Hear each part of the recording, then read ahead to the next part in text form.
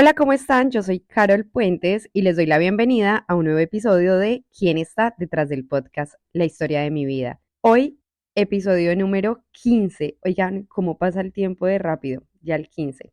Para retomar un poco como el episodio anterior, yo les estaba hablando como más o menos hasta mis 14 años de lo que fue el internado como tal, de cómo fue ese cambio como de ser tremenda, el diablo en calzoncillos, a querer ser monja y el por qué pues como que finalmente no decido esto.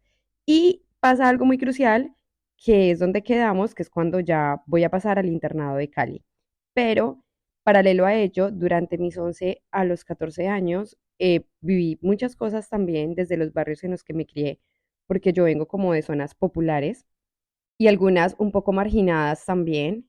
Y no quiero dejar como pasar de largo también lo que estaba viviendo en contraste con relación a lo que vivía en el internado por fuera.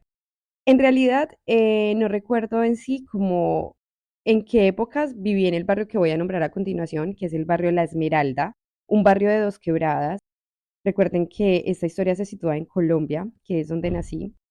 Y bueno, en este barrio, que es un barrio muy popular además, nosotros vivimos como en varias casas, es decir, nos pasábamos varias veces y vivimos en diferentes lugares dentro del mismo barrio. Entonces, para contextualizarlos un poco, voy a empezar hablándoles de uno que, digamos, me marcó mucho, no solamente por cómo era el lugar, sino también por lo que vivimos ahí. Había como una casa que tenía como un acceso a un sótano. Ese sótano, o esos bajos, por así decirles mejor, tenían una cochera de marranos y alrededor de la cochera de marranos, o al lado más bien, había un baño, un tanque, que ya les había explicado en otro episodio que es un tanque, pero pues es como donde uno lava la ropa a mano. Y habían varias habitaciones, habitaciones en condiciones pues muy normales, digamos que no tenían closet, no tenían lujos de ningún tipo, simplemente una habitación con un piso sin revocar y unas paredes revocadas, pero digamos a mano, es decir, no como por un constructor ni nada así, sino como por personas del común que trataron pues como de hacer lo mejor posible. O sea, esto se los describo de esta manera como para que se hagan una idea de cómo es la habitación. En estas habitaciones pues vivían varias personas, digamos los vecinos que uno normalmente tiene en un barrio o en una cuadra o en un sector, que son cada uno con su casa, pues nuestros vecinos eran vecinos de habitaciones. Entonces nosotros teníamos nuestra propia habitación. ¿Quiénes dormían en esa habitación? Normalmente mi mamá, mi padrastro, Chuchito, que lo he nombrado mucho en mi podcast, y yo. Y en otras ocasiones mi hermano Mauro. O sea, a veces llegábamos a vivir hasta cuatro dentro de la misma habitación. No teníamos comodidades de ningún tipo, no teníamos closets, sino que uno se conseguía como armarios o cosas así. Y ahí como que teníamos la ropa. Cocinábamos con fogón de petróleo y dentro de la misma habitación, además. O sea, todo, imagínense todo dentro de una sola habitación. Cocina, excepto el baño, que como se los describí, que quedaba al lado de la cochera de marranos, era un baño compartido con todos los de, digamos, los de las otras habitaciones. Miren que a pesar de que el lugar era muy frío y de que quedaba pues así en unos bajos y de que estaba la cochera de marranos y que olía a marranito y todo lo demás, esto sonó muy tierno, pero pues es que así era. Les cuento que el hecho de tener vecinos hacía que todo fuera como un poco más acogedor. Era como vivir en una comunidad muy chiquita y pues se veía de todo. O sea, así como habían vecinos que eran chéveres, amables, con los que uno conversaban, habían vecinos problemáticos, o sea, personas que vivían en habitaciones y eran muy problemáticos, otros que tenían, pues, digamos, problemas de violencia intrafamiliar. Entonces, ahí es donde yo digo como que me marca un poco esta vivencia ahí, pero la recuerdo igual como con mucho cariño desde lo bueno, desde lo positivo. Una de las cosas que también recuerdo mucho es una de las crisis que tuvo mi hermano Mauro. Mi hermano Mauro, en medio de su esquizofrenia, siempre tuvo como una discusión con mi mamá de que ella tuviera como parejas. Entonces, a veces cuando entraba en crisis, lo que hacía era que le echaba al novio, en este caso Chuchito, que era el que estaba con nosotros, y lo sacaba, o sea, lo obligaba a irse. Mi hermano por lo general estaba en el cuartel de bomberos, él estaba ya como auxiliar y como voluntario. y lo que hacía era que a cambio de ayudar y eso le daban dormida en una grúa o a veces en el mismo, digamos, lugar donde dormían los bomberos, dependía pues de si había espacio o no, y le daban a veces algo de comida. Pero la verdad la situación de mi hermano en ese tiempo fue muy difícil. No quisiera estar en sus zapatos y lo entiendo un montón. La verdad, mi hermano es supremamente importante para mí desde todo porque si esta es mi historia, yo no me imagino la versión de mi hermano Mauro, y más con una enfermedad tan difícil como es la esquizofrenia. En todo caso, mi hermano en una de sus crisis saca pues al novio de mi mamá, él se queda con nosotros y nos encierra con candado dentro de la habitación y que no podemos salir, como si tuviera delirio de persecución, como si tuviera delirio de que algo malo podía pasar si salíamos a la calle, entonces era como una forma de aquí nadie se mueve, pero obviamente cuando pues teníamos que comer y todo y nosotros vivíamos del diario, o sea, mi mamá y Chuchito vendían cosas en la calle, yo a veces me iba con ellos también cuando no estaba en el internado y eso, con eso pagábamos la habitación, que se pagaba diaria además, no era ni siquiera mensual, sino todas las noches, como 2.500 pesos, algo así, 3.000, bueno. Adicional a eso, también la comida era diaria. Nosotros duramos muchos años que nunca hicimos un mercado, es decir, eso es algo que pasó relativamente reciente para nosotros, pero siempre era comprar la comida con lo que se ganaba al día. Entonces, claro, en medio de este encierro, cuando mi hermano obviamente sentía hambre y veíamos que ya no teníamos que comer porque fueron como 3 días, él le decía, la dejo ir, pero solo a la tienda a fiar para que podamos comer algo. Pero era en medio de sus crisis. Me acuerdo mucho, no sé por qué, como que yo me escapé por un lado de la puerta y él me alcanza en las escaleras y me coge y me encierra otra vez. O sea, tengo ese recuerdo, no recuerdo nada más. O sea, recuerdo que me coge como de los pies porque yo como que quedo con las manos en las escaleras y me arrastra hasta el cuarto y en medio de su crisis. Solo recuerdo eso, no sé qué pasó después. No creo que haya pasado nada peor que eso porque si no, creo que lo recordaría. Pero es algo que me recuerda pues como lo difícil de esa enfermedad, sobre todo también para uno como familiar y lidiar con eso. Una de las formas que yo aprendí a confrontar a mi hermano en su enfermedad, pero esto pasó un poco más con el tiempo, fue confrontándolo. Cuando él se ponía supremamente agresivo, a pesar de que yo sentía miedo, porque sabía que no era él, que era su crisis, porque mi hermano en medio de su esquizofrenia escuchaba voces, tuvo muchos problemas, rompía vidrios, quebraba vidrios, perdón, em, sentía como que iba a agredir a algunas personas, formaba problemas, hablaba cosas fuera de contexto, en fin, una locura total. Tuvo hospitalizaciones supremamente complejas mi hermano, pero de eso les hablaré en otro episodio dedicado a mi hermano Mauro. El hecho es que tengo pues como el recuerdo de esta casa, recuerdo también que luego vivimos en otra que sí fue como más cómoda. En esta casa me acuerdo que mi mamá cambió una cama por un videojuego que yo quería y que yo me la pasaba jugando y además tengo este recuerdo muy bonito porque la persona que nos cambió ese videojuego por la cama es una persona que hace poco perdió la vida por voluntad propia y digamos se suicidó y no sé, tengo este recuerdo muy bonito de él. Es, fue digamos como el esposo durante un tiempo de una de mis primas y bueno, lo recuerdo con cariño también, ¿saben?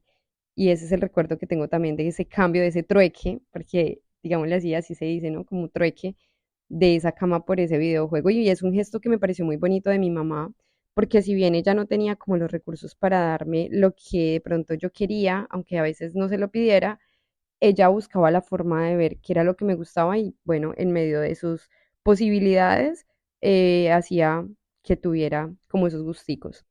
Este recuerdo de este videojuego lo tengo muy presente también porque recuerdo que jugaba mucho sola y que en algún punto en esa edad me planteé que es bueno tener juegos, pero es mejor tener con quién jugarlos. Entonces, eso. Lo otro es que recuerdo que en esa misma casa donde mi mamá hizo ese trueque, o sea, donde vivíamos, iban mucho mis amigos a veces a buscarme a jugar y yo empezaba a ver que yo tenía demasiada libertad, que mi mamá era muy condescendiente conmigo, muy alcahueta, yo la verdad no tenía muchas normas, entonces veo que sus papás los empiezan como, los papás de mis amigos, como a decir, no, fulanito no puede salir porque tiene que hacer tareas, o no puede salir porque está castigado, o tiene deberes. Y yo empiezo a querer sentir que es que uno tenga esas normas también desde su casa. Entonces, ya también, digamos, como con la disciplina del internado y todo, me acuerdo mucho que a veces me iban a buscar mis amigos y yo, por voluntad propia, porque mi mamá ni me revisaba los cuadernos ni nada, como les digo, mi mamá me dejó, digamos, hacer como mi vida muy autónoma en ese sentido. Y van mis amigos y me dicen como, Carol, vamos a jugar. Y yo les digo como, no, porque estoy castigada. Y yo le decía a mi mamá, si preguntan, di que estoy castigada. Pero yo era porque quería sentir que era eso de decir no puedo salir, porque como siempre podía, entonces yo quería también sentir que a veces estaba castigada. Además que mi mamá, digamos, cuando intentaba ponerme control, cuando intentaba decirme es que usted no sale o tal cosa, yo siempre terminaba convenciéndola. Entonces ahí yo empecé como a autorregularme y a ser como muy disciplinada con el hecho de pensar, tengo tareas, tengo cosas que entregar y como que ya tenía esa rutina también tan y raigada del internado de hacerlo, que se volvió como algo muy autónomo. Y nada, me parece curioso eso, que recuerdo mucho que a veces me iban a buscar y decía, no, estoy castigada y no estaba castigada. O no, tengo que hacer tareas y mi mamá no me deja, pero en realidad mi mamá ni siquiera me decía nada en ese momento. En ese mismo barrio que les hablo, que es el barrio La Esmeralda, fue donde conocí a la chica de 19 años, que ya hablé de ella en este episodio, y jugué lo que no está escrito. O sea, yo me acuerdo que era súper gamina todavía, que jugaba un montón y que yo me orinaba en la ropa porque no me cunclillaran cuando uno jugaba a escondite. O me la pasaba jugando Tintín Corre Corre. Me acuerdo que en los diciembres hacíamos Diablitos, que es como un juego en el que uno coge una tapa de gaseosa, pone una vela por debajo de la tapa, con una cosita de chispita de mariposas uno hace como un arquito, ahí sobre ese arquito pone la tapa, por debajo prende la vela, le pone un poquito de parafina y me acuerdo que uno como que le tiraba escupa a eso y eso, ¡pum!, hacía una llama grande. Y nos la pasábamos haciendo eso. No, la verdad fue una época muy feliz. O sea, recuerdo que sí, que tuvimos momentos y situaciones donde solo teníamos para comer arroz y tomar agua panela, pero me lo disfruté mucho. O sea, yo lo recuerdo y lo recuerdo con mucho cariño. Y lo más curioso es que yo no recuerdo quejarme de esta situación. Algo que también recuerdo es que cuando íbamos a las casas donde mi mamá trabajaba, nunca lo miré como, porque yo no tengo esta vida y ellos sí, no, siempre lo miré como desde la admiración, como de, wow, me gusta esta vida y siempre desde chiquita pensé, este es el estilo de vida que quiero tener cuando sea grande, eso es lo que quiero ser. Y por eso relaciono tanto mi autodisciplina y mi autonomía desde esa edad con relación a lo que veía, porque claro, desde pequeña yo empecé a identificar qué estilo de vida quería tener cuando grande, qué era lo que me gustaba. Y no sé por qué razón, siempre supe que era algo que dependía netamente de mí. Por eso nunca ha habido como un reclamo mío hacia mi mamá por nuestra situación económica, porque desde chiquita como que me hice cargo como, digamos, de mi propia historia, como de mi vida, como de proyectarme, de tener sueños, de tener metas por las cuales luchar. Y es muy bonito porque seguramente cuando avancemos más en este podcast se van a dar cuenta que aunque el camino ha sido largo, aunque algunos procesos han sido lentos, he logrado cosas que, wow, o sea, digo, me gusta mucho. Definitivamente todo lo que uno se propone y con paciencia y con fe y con la certeza de que lo va a conseguir, se da. Aunque a veces no sea en el tiempo que uno quiere, pero se da. Y bueno, esta fue como mi experiencia, digamos, como en contraste con el internado. Tengo recuerdos también de que a veces en Santa Isabel me iba a quedar donde mi tía Francia. Al principio era duro, pero de esto les voy a hablar en el próximo episodio porque siento que ya esto cambia mucho el contexto del que les estoy hablando, al contexto al cual me voy a enfrentar después de esta historia del barrio La Esmeralda en Dos Quebradas. Quiero dejar este episodio y este capítulo solo como de este barrio y ya después hablarles como de cómo poco a poco la vida como que empieza a cambiar, pero también empiezas a enfrentarte a nuevos retos. Digamos que esto del barrio La Esmeralda, yo creo, si la memoria no me falla, si no estoy mal, que lo más seguro es que esté equivocada, haya sido como hasta los 12 años más o menos, 12, menos de los 12 años. Ya lo otro que les voy a contar va a ser a partir de los 12 en adelante, porque todavía esto que les estoy contando no tiene nada que ver con la llegada del día de irme para el internado de Cali. O sea, es algo que está más atrás en la historia de mi vida, pero como estoy contando todo de manera paralela, pues básicamente para que nos ubiquemos un poco, digamos que esto que les estoy contando es más o menos alrededor de los 12 años. Y bueno, esta es la historia del barrio La Esmeralda, un barrio de personas con muchas necesidades económicas, pero con mucha alegría. Yo creo que quienes hemos tenido la oportunidad de estar en barrios populares hemos sentido una aura y una alegría en medio de la carencia que muy pocos tienen el privilegio de conocer y de vivir, o sea, como la experiencia de seguir para adelante y de estar feliz y contento y agradecido con lo que se tiene, más allá del reproche y de la queja. Y quiero cerrar este episodio con esto porque yo la verdad me siento muy privilegiada de todo lo que he tenido que vivir con sus matices, con sus altos y bajos y no cambiaría muchas cosas. Tal vez un poco el panorama de violencia, de haber visto cosas que de pronto no me hubiera gustado, pero que también me ayudaron a forjar el carácter, a identificar qué es lo bueno y qué es lo malo y a aplicar también en mi vida para saber qué permito y qué no permito. Ha sido un aprendizaje muy bonito, una gran experiencia y pues nada, los espero en el próximo episodio de quién está detrás del podcast. Tengo miedo, la verdad, un poco del próximo episodio porque para lo que les voy a contar hay muchas cosas que yo no sé cómo las voy a contar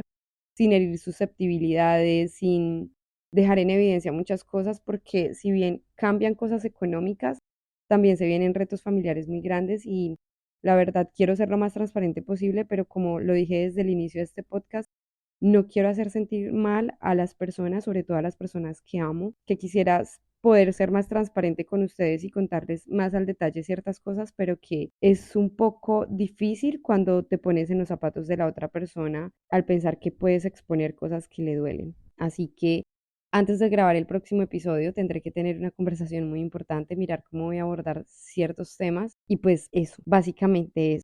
Creo que le he estado huyendo un poco a ese episodio, siendo acá muy honesta con ustedes, pero vamos a ver qué sale. Bueno, y ya, gracias por escuchar quién está detrás del podcast, la historia de mi vida.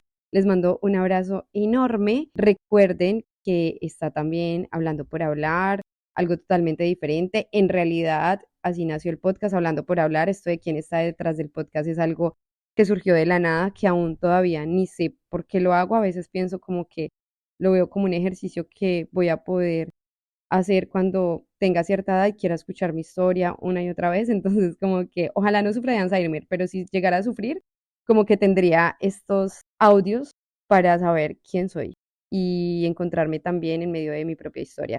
Bueno, un abrazo enorme y recuerden que pueden calificar el podcast aquí en Spotify, darle seguir y suscribirse también a mi canal de YouTube. En YouTube me encuentran como Carol Puentes. Hasta la próxima.